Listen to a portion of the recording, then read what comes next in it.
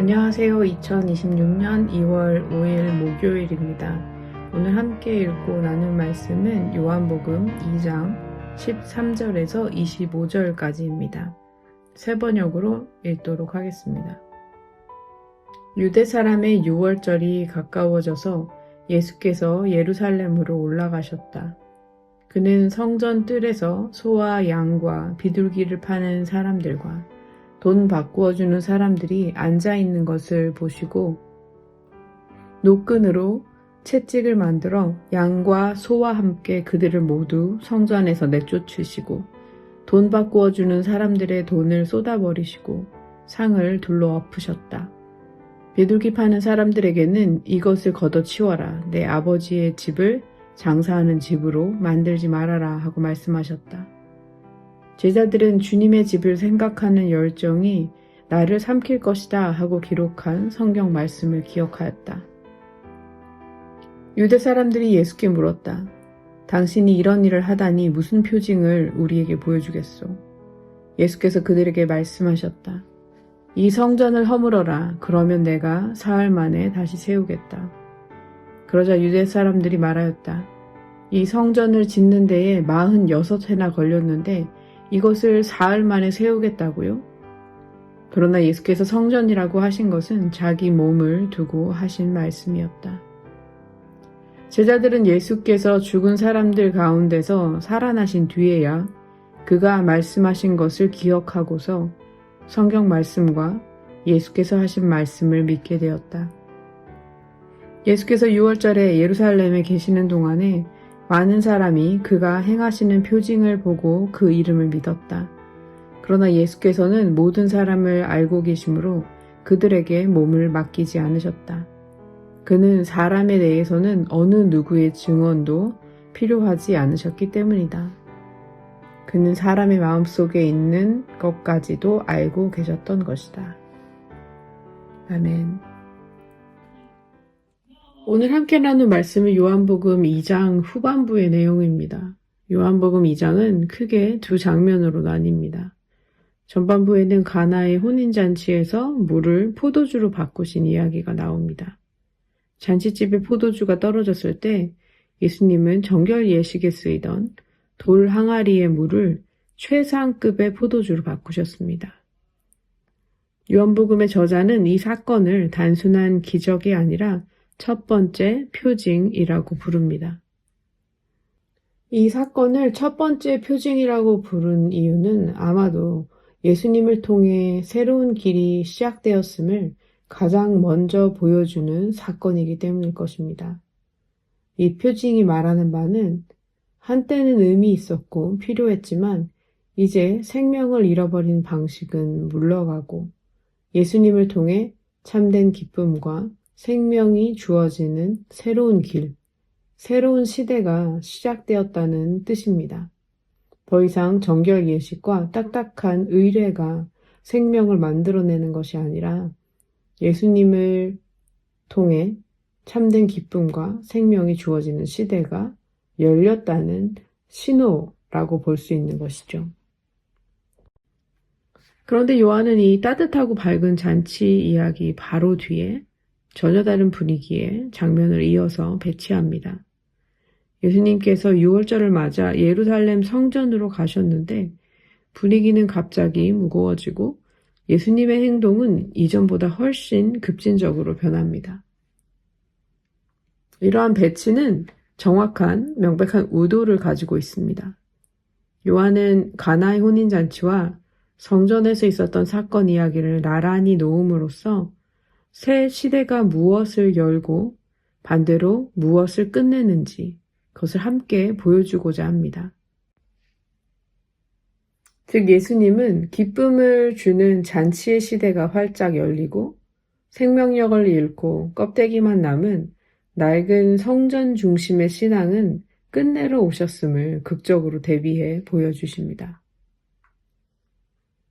잘 아시겠지만 6월절은 하나님께서 이스라엘을 이집트의 종살이에서 건져내신 구원을 기억하는 절기이고 성전은 그 구원의 소망이 응축된 유대 신앙의 심장과도 같았습니다.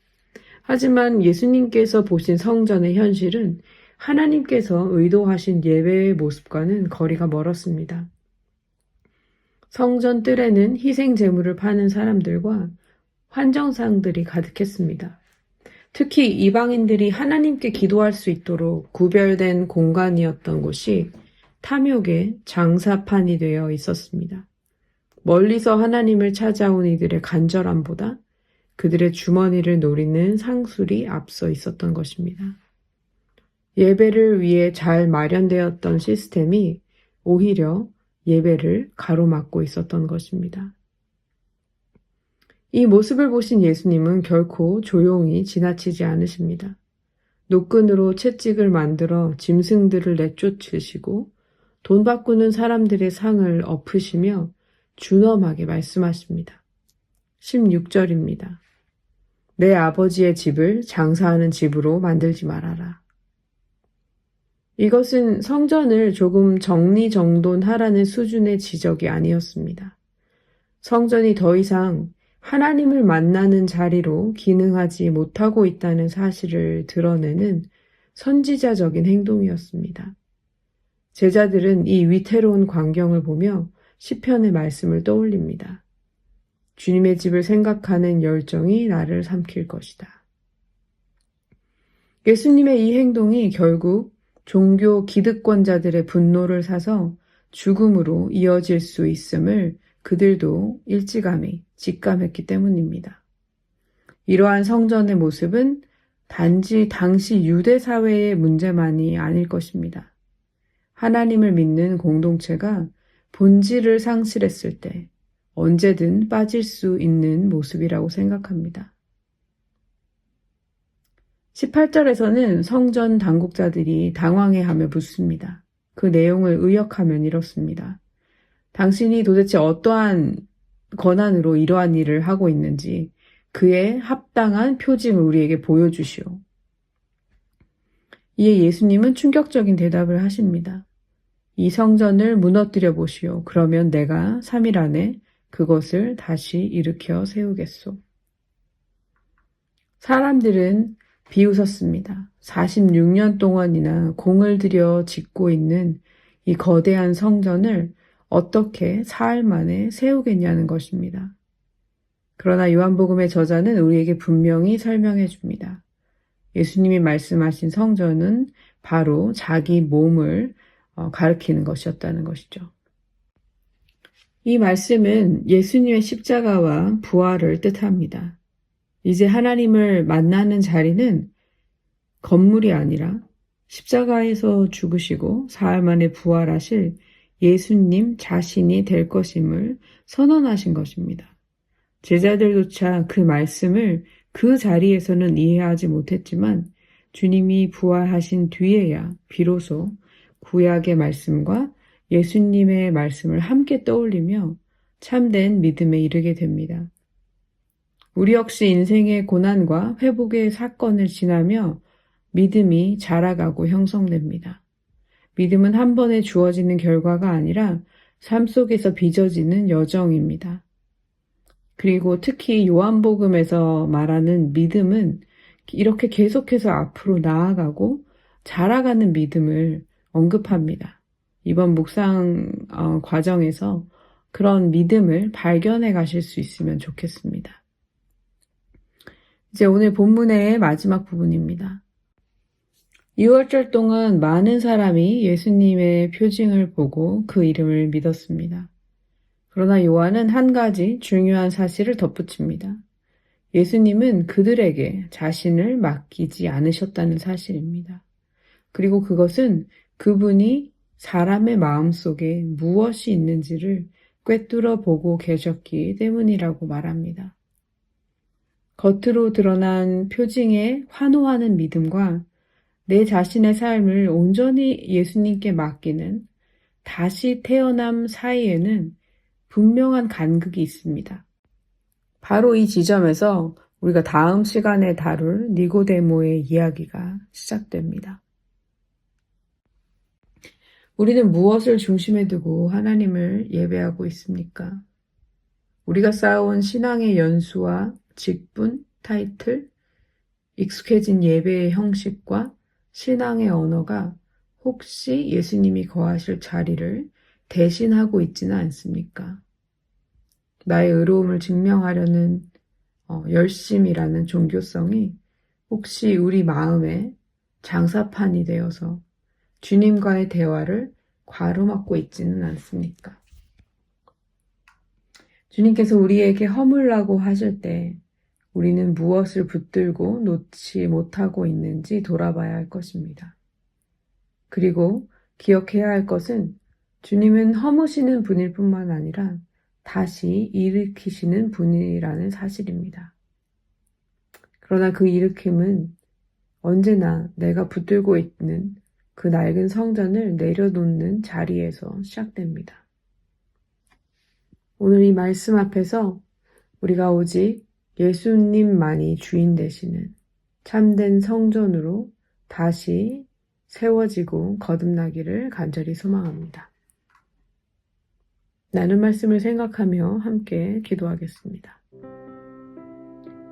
하나님 아버지, 오늘 요한복음의 말씀을 통해 우리의 신앙을 정직하게 돌아보게 해주셔서 감사합니다. 가나의 혼인잔치에서 물을 포도주로 바꾸시며 새로운 시대의 기쁨을 우리에게 허락하신 주님, 이제 우리 삶 속에서도 낡고 몸이 건조해진 종교적인 형식을 내려놓고 주님이 주시는 참된 생명의 기쁨, 당신과 누리는 그 관계의 기쁨을 더 알고 배우기를 원합니다. 주님, 우리 마음의 성전을 당신의 진리의 빛으로 비추어 주십시오. 하나님을 향한 예배의 중심에 혹시 우리의 의로움을 증명하려는 욕심이나 종교적으로 익숙해진 형식만이 자리 잡고 있지는 않은지 정직하게 돌아보게 해주십시오. 허물라 하시는 주님의 음성 앞에서 우리가 움켜쥐고 있던 낡은 고집과 종교성을 기꺼이 내려놓게 해주십시오. 무너진 자리에 다시 세우시는 주님을 신뢰합니다. 사람의 손으로 지은 건물이 아니라 십자가와 부활로 친히 성전이 되어주신 예수 그리스도만을 온전히 의지합니다. 눈에 보이는 표징에만 머무는 믿음이 아니라 우리의 삶 전체를 주님께 맡기는 참된 믿음의 자리로 지속적으로 나아가고 자라가게 해주십시오. 오늘 하루 우리의 삶이 오직 예수님만이 주인 되시는 거룩한 성전으로 살아가게 해주시고 우리의 삶의 여정 속에 늘 함께 하시는 주님을 신뢰함으로 당신을 드러내는 삶 살도록 주님 이끌어 주십시오. 예수 그리스도 이름으로 기도합니다. 아멘.